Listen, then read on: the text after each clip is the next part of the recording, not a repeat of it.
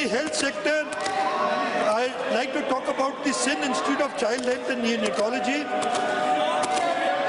This establishment is of 6 new satellite centers in Mirpur Khas, Kambar, Sajawal, Ghodki, Jamshoro and Shahadapur.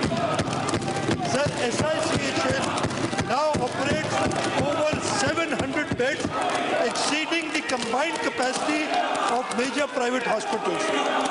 All the private hospitals put together do not match what SICHN has done. In neonatal intensive care unit, NICU has 262 incubators, making it one of the largest networks in the world, if not the largest. Its pediatric intensive care unit with 114 beds is the largest in Pakistan. So we are going to expand SIUT in Larkana, and rupees 4.5 billion have been allocated for that. The Sindh Integrated Emergency Health Services fleet is going to be expanded from 283 to 508, including 25 rapid response bikes and 12 boat ambulances. Provisions have been made for all of these. 6 new thalassemia centers are being constructed. Installation of vessel monitoring system for our boats for traceability of fishermen at sea is being done. In the local government, I talked about the Damloti. There's a new pipeline that we're going to lay from Damloti to DHA, costing rupees 10 billion. The completion of Hub Canal project, inshallah, it will be completed. The additional canal will be completed in the next few months. We are allocating rupees 45 billion for sustainable development goals, and out of this 50% will be spent to provide clean drinking water and for wash facilities. We are allocating rupees 25 billion for home-based solar system. New initiatives under public-private partnership include West Karachi Recycling Project, the 5 million gallon per day desalination project, carbon emission reduction through forestation, right and wheat mechanization projects, fruit and vegetable cluster development, solarization of schools. So now I would like to talk about the relief measures which are in the budget of 2025-26. Sir, Government of Sindh being cognizant of the hardship being faced by our employees, we are proposing that this assembly approves an increase of 12% in the ad hoc relief of employees of grade 1 to 16 and an increase of 10% for employees of grade 17 to 22. In addition, for pensioners, it is proposed the pensions are increased by 8% in the next financial year 2028-2025-26. The Government of Sindh also proposes to continue with the provision of personal pay to employees between grade 1 to 6 to ensure that they are paid at least the minimum wage. In terms of minimum wage, it is currently at rupees 7,000. The Government of Sindh strongly believes that this is way too low and it has to be increased.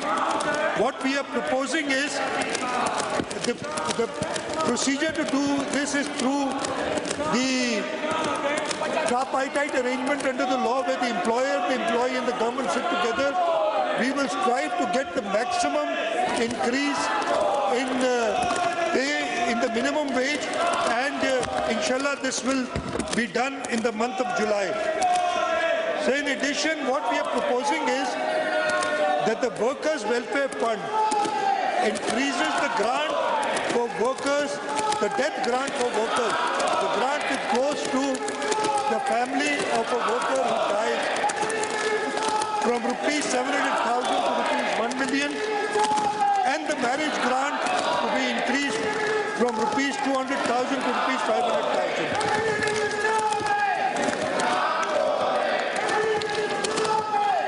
In line with our government's inclusive policies, we have proposed to enhance the monthly rate of special conveyance allowance from rupees 4,000 to rupees 6,000 to the differently abled employees. This measure will have an additional financial impact of rupees 114 million This initiative aims to provide meaningful support to historically underprivileged segment of the society, ensuring greater accessibility and dignity in public service.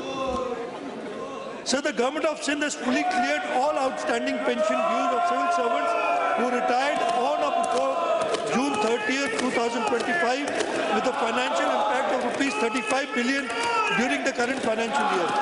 This province-wide resolution executed within the current financial year reflects the government's steadfast commitment to welfare of its employees and sets a new benchmark in public sector financial governance.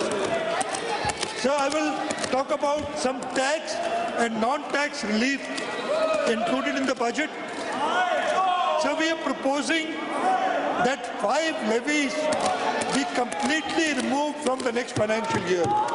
These include the professional tax, which affects salaried people, so we are giving a relief to the salaried people, the cotton fee, the entertainment duty, so that cheaper entertainment can be provided to our citizens. The local cess is also proposed to be abolished, and so is the drainage cess. In addition, the yearly tax rate under the Motor Vehicle Ordinance for commercial vehicles is being reduced to mere rupees 1,000, giving much needed relief to transporters and goods carriers. There is also a proposal to end requirement for third-party insurance for motorcycles, which has been difficult to enforce and causes problems for many motorbike users. Along with these changes, more tax and fee reductions are being proposed to give further relief to the public. These include cutting the mutation fee and sales certificate fees by 50% from rupees 1,000 to rupees 500. The cost of certified copies is also being reduced by 50%, and the fees for solvency certificate and Yashish certificate has been proposed to be lowered from rupees 1,000 to rupees 500. In addition, it has been proposed that stamp duty on third-party insurance of motor vehicles to be set at only rupees 50, making it cheaper and easier to follow rules. Sir, the Sindh Revenue Board is from the next financial year introducing a negative list system. This is as per the National Fiscal Pact with the 4 provinces and the Federation have signed and is in line with the IMF requirements.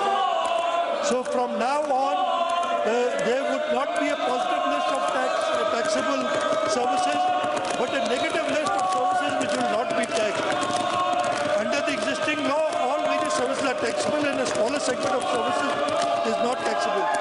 This situation creates disputes regarding taxability of services, which leads to unnecessary litigation and also problems for taxpayers. Therefore, the decision is being made to conform to negative list regime by taxing all services, but at the same time taking care that essential and social services are kept exempt and that a specific part of new services is subject to reduced tax.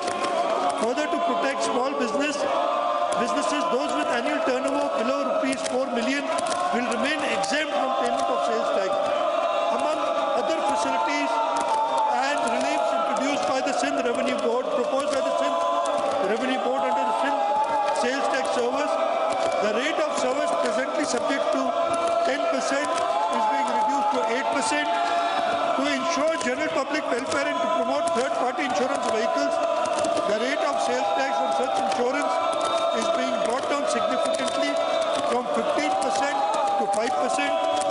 The exemption threshold for restaurants and caterers is being increased from annual turnover of rupees 2.5 million to rupees 5 million. Other procedural simplifications are also being introduced, such as ease to opting for reduced rate services. Also, these steps are meant to create a tax system that is simpler, fairer, and more helpful for the people, while also boosting economic activity and improving access to public service.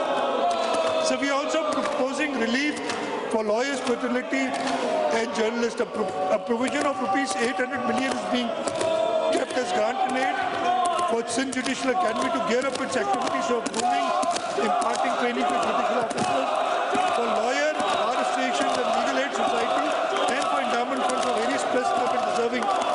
Force in Sindh. So for minorities, a provision of rupees 1 billion in grant and aid has been proposed for financial assistance, medical treatment, scholarship, dowry, jahez, marriage, repair and maintenance and construction of worship places and non-Muslim communities. Rupees 250 million has been kept for completion of work of repair and maintenance of buildings and structure of non-Muslim communities.